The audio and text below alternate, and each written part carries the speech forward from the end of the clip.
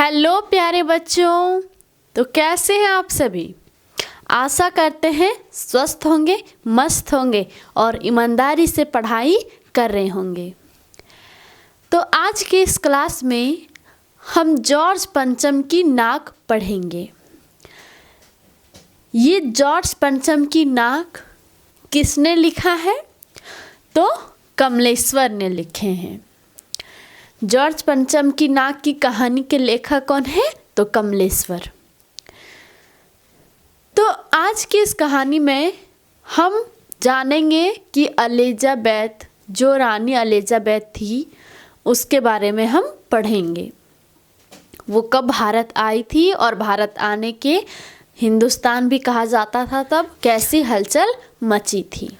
तो बच्चों, एलिजाबेथ, रानी एलिजाबेथ भारत यानी कि हिंदुस्तान सबसे पहला बार जो आई थी वो ईस्वी थी 1961।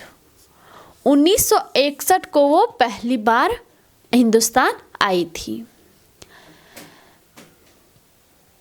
तो रानी के आने की खुशी में और ऐसी ही खबर में सारे हलचल मची थी हिंदुस्तान में कि रानी एलिजाबेथ आने वाली है। ये खबर सुन के पूरे हिंदुस्तान में काफ़ी हलचल मची थी। उनके दर्जी भी परेशान थे। जो रानी एलिजाबेथ थी, उनके लिए जो कपड़े बनने वाले थे, वो सब दर्जी लोग भी परेशान थे कि रानी क्या पहनेगी हिंदुस्तान में। और यहाँ के भी दर्जी लोग पूरा परेशान थे। काफ़ी हलचल मची थी, समझ लो कि पूरी हलचल। एक न्यूज़ यानी कि एक खबर से सबकी खुशी इतनी दौड़ रही थी कि रानी एलिजाबेथ आने वाली है, रानी एलिजाबेथ द्वितीय। यहाँ तक कि उनके जो घर में पाले जाते थे कुत्ते, उनकी भी फोटो अखबार में छपी और उनके लिए 400 पाउंड का सूट बनवाया गया था जो पहनकर आने वाली थी रानी। सबसे ज़्यादा परेशान कहें तो दिल्ली वाले थे। अब क्यों थे? क्योंकि जॉर्ज पंचम की नाक, जो जॉर्ज पंचम की जो मूर्ति थी, लाठ थी, उसमें नाक ही नहीं थी। उस बात को लेकर के दिल्ली वाले बहुत परेशान थे। वो लोग ये सोच रहे थे और आपस में कई लोग बातें भी कर रहे थे कि अगर मूर्ति की नाक ना लगवाई गई तो हम लोगों की नाक नहीं रह जाएगी। रानी आएगी देश में तो क्या सोचेगी, हम लोगों के बारे में क्या कहेगी कि कैसे लोग यहाँ रहते हैं जो एक मूर्ति का भी नाक नहीं है। और जॉर्ज पंचम आज़ादी से पहले के राजा थे। जब हमारा भारत आज़ाद नहीं हुए थे, उसके जो पहले थे तब के वो राजा थे, शासक थे। उन्हीं की मूर्ति वहाँ लगाई गई थी, दिल्ली के इंडिया गेट के सामने। जो इंडिया गेट है दिल्ली में, उनके सामने ही उनकी मूर्ति बनी थी। अभी नहीं है, अभी वो मूर्ति अब हट गया है, अब नहीं है। लेकिन ये बात कब की है? तो 1961 की। अब दिल्ली वाले बहुत परेशान थे, आंदोलन भी इस बात पे किए। कई बार बैठक भी हुई, कमेटी की बैठक हुई, उसमें ये चर्चे हुए कि इस मूर्ति को हटवा दिया जाए या फिर इसके नाक लगवाया जाए। कुछ लोग इस बात के पक्ष में थे और कुछ लोग विपक्ष में थे और कुछ लोग तो पूरा शांत थे। वो सोचते थे जिस पर जैसा जाएगा उधर हम साइड ले लेंगे। तो ऐसे ही चर्चे हो रहे थे और काफ़ी आंदोलन हुई इस बात पे।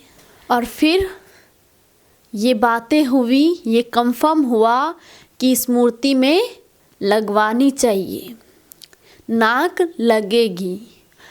और फिर कमेटी जो बैठक चल रही थी उसमें ये तय हुआ कि मूर्तिकार को बुलाया जाए।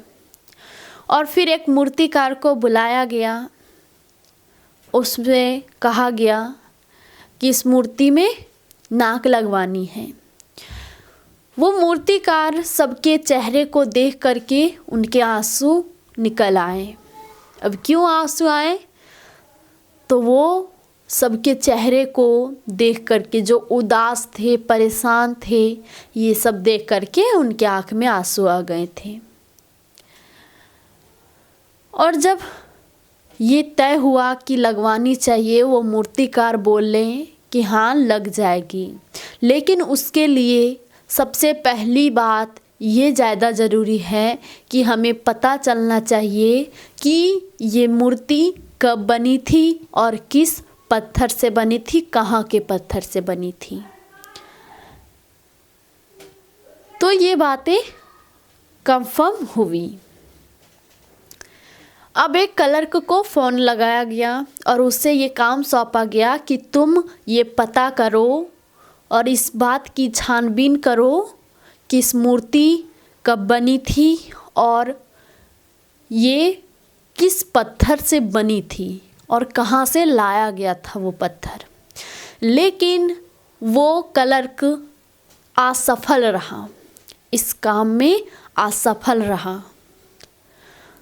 वो कमेटी जब फिर से बैठक हुई तो वहाँ कहा गया कि ये हमसे नहीं हो पाया।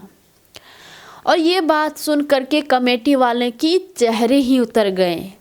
उदास तो हो जाएंगे, कैसे नहीं होंगे बाबा, अब इतना बड़ा खुशी इस बात पे थी और वो भी भरोसा टूट गया तो उदास तो होंगे ही। अब वो उदास सब लोग हो गए। तो मूर्तिकार को फिर कहा गया कि जो करोगे, जैसे करोगे, इसकी जिम्मेदारी तुम्हारे ऊपर। तुम जैसे लगाओ, लेकिन लगाना पड़ेगा। और मूर्तिकार भी तो पैसे से लाचार था, तो वो उसने हाँ कर दिया और कहा कि हम जैसे भी हो हम करके करेंगे, मतलब करेंगे। और वो बोले कि मैं पूरी हिंदुस्तान में पहाड़ी क्षेत्र में जा कर के छप्पा छप्पा छान मारूंगा और इस पत्थर को ढूंढ निकालूंगा। अब मूर्तिकार पूरा हिंदुस्तान के पहाड़ी क्षेत्रों में गए। उसने ढूंढा, वो पत्थर नहीं मिला। जिस किस्म की पत्थर से बनी थी वो मूर्ति, वो पत्थर नहीं मिली। वो फिर से वापस आए, बैठक हुई। उसमें ये कहा गया, मूर्तिकार ने कहा कि ये पूरे हिंदुस्तान में पहाड़ी क्षेत्र में हमने छान मारी, लेकिन ये ऐसा पत्थर नहीं है, यह पत्थर विदेशी है। ये सुनकर के जो कमेटी के सेनापति थे वो क्रोधित हो गए और बोले, तुम पे लानत है, कैसे हो तुम, एक पत्थर नहीं ढूंढ सके। वो मूर्तिकार फिर भी हार नहीं माना। फिर से उसने कहा, एक उसके दिमाग में तरकीब आई और फिर वह बोले कमेटी वालों से कि ये मूर्ति की नाक को लगाने के लिए मुझे एक काम करना पड़ेगा, और वो काम है, तभी ये काम सफल हो सकता है जब हम पूरे हिंदुस्तान में जितने सारे नेताओं के मूर्ति लगी है उनमें से अगर किसी का नाक इस नाक मूर्ति के साइज में आ जाए, उसे निकाल लिया जाए। तो मूर्तिकार बस उन लोगों से इतना ही कहा कि आप लोग ये सारा काम मेरे ऊपर छोड़ दीजिए, बस आप लोग इस काम के लिए इजाज़त दे दीजिए। इजाज़त मतलब परमिशन, कि हाँ मुझे ये काम करना है, या फिर मुझे ये काम के लिए आदेश मिल चुका है कि तुम जाओ और ये करो। सब लोगों ने उसे आदेश दे दिए और वह पूरे हिंदुस्तान के फिर से छप्पा छप्पा हर जगह के नेताओं के मूर्ति के नाक को नाप के देखें, लेकिन किसी का भी नहीं आया। सबका नाक से नाप से बड़ा निकला और फिर वह निराश होकर लौटा और फिर से कमेटी हुई, बैठक हुई। फिर से ये बात रखी गई कि ऐसा नहीं हो पाया। ये मूर्ति की नाक से सारी मूर्तियों की नाक बड़ी आ जा रही है। फिर से सबके मुंह लटक गए, चेहरा उदास पड़ गया। फिर मूर्तिकार लालच के चक्कर में, पैसे के चक्कर में उसने कहा कि मेरे दिमाग में एक और तरकीब है, मैं कहना चाहता हूँ। लोगों ने कहा कि हाँ तुम बोलो। उससे पहले ये कहा मूर्तिकार ने कि सबसे पहले दरवाजे खिड़कियाँ बंद करी जाए। उसने सारे दरवाजे खिड़कियों को बंद करवाया और ये भी कहा कि ये बात खबरें वाले तक ना पहुँचे। तो सब लोगों ने कहा कि ठीक है, नहीं पहुँचेगी।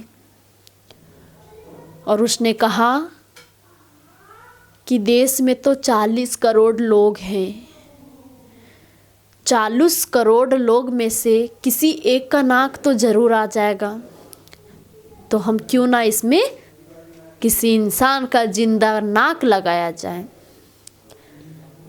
लोग सब कोई सुन के सन्नाटा छा गया और चौंक गए, हैरान हो गए मूर्तिकार का यह बात सुन करके।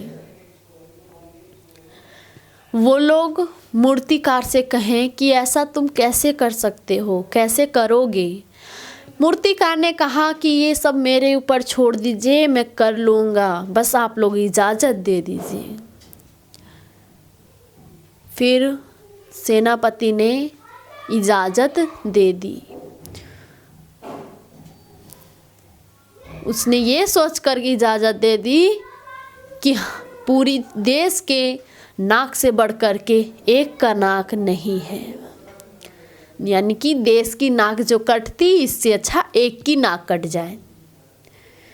और फिर मूर्तिकार देश में, पूरे देश में हर कोई का नाक चेक किया और नाप के एक किसी का नाक लगा दिया गया।